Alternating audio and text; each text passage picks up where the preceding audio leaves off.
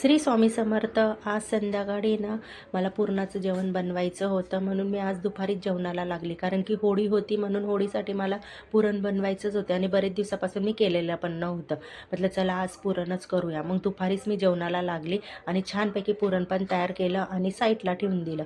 आणि त्याच्यानंतर मग ते मुरलं वगैरे, छान पीठ पण मळून घेतल्यानंतर आणि इथं घेतल्या पुरणपोळ्या करायला.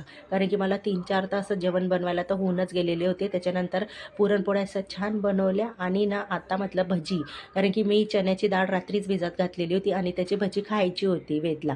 म्हणून म्हटलं चला आता चण्याची डाळचीच भजी करायची. आणि छान होतात, कुरकुरीत आणि नरम पण होतात, असं एकदम कडक नाही होत, पण खूप छान टेस्टीला लागतं. जर आवडले असेल तुम्हाला तर तुम्ही पण घरी एकदा ट्राय करा. आणि त्याच्यानंतर म्हटलं पूर्ण जेवण वगैरे झालं, नैवेद्य वगैरे दाखवून झाले आणि होळीला इथं पूजा करायला रात्री खाली आली. खाली आल्यानंतर म्हटलं बघते तर होळी पेटलेलीच होती, माझ्यासमोरच पेटली. मी पण छान पूजा वगैरे करून घेतली.